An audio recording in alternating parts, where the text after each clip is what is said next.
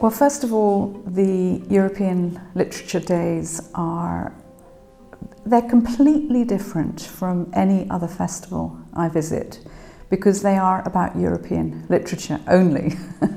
And the setting is fantastic because here on the Danube in Austria you have the wine, you have the food, you have the lovely castles, and it's not an exaggeration, but to sit down and eat together and talk together and spend basically 48 hours, 72 hours together, just talking, eating, listening, is really a very special experience. And I always feel that at the end of it, I've learnt an awful lot, and not just from the people I've interviewed, but listening to all the authors who come every single year.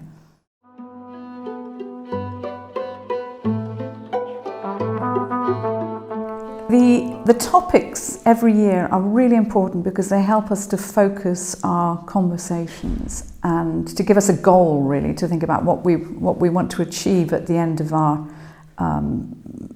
events. But it's a really important topic, and maybe a year ago I wouldn't have been convinced of this topic, but now with Brexit in Britain happening possibly, and with Europe in turmoil again, as it was 30 years ago with the fall of the Berlin Wall, it's a really important question to ask ourselves, not just what is a good life, but what is a meaningful life? What do we want to achieve with our lives and with our writing, with our work? And how do we want to make an impact on other people? Because I think a lot of people during the various events have been talking about not just about their own writing and how good they feel when they're writing, because that also is a good life. Writing is a good life, but also about how they possibly are having an impact through their writing on other people. So it's a very positive, creative experience.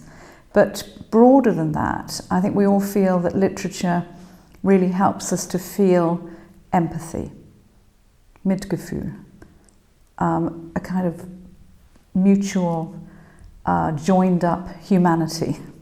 And it sounds exaggerated, but these are desperate times and these are important subjects.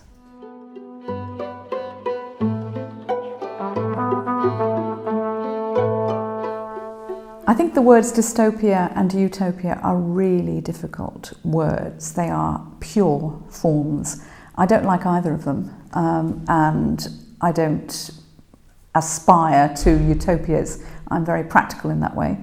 And I think that we always, to a certain degree, live in a dystopia. It's nothing new.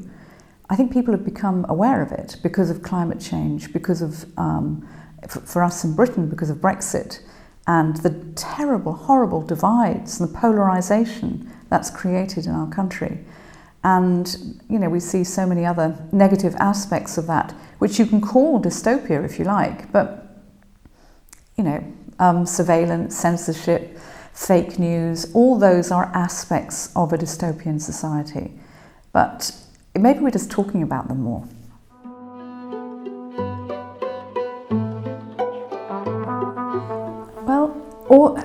Being a writer, being a creative, being an artist it's a very difficult job, but it's the most amazing and wonderful, liberating job in the world. You don't earn much, unless you're real top seller. But what you do is you just let yourself go. You don't have to write about climate change. You don't have to write about Brexit or any of those things. You are free to let your imagination run wild.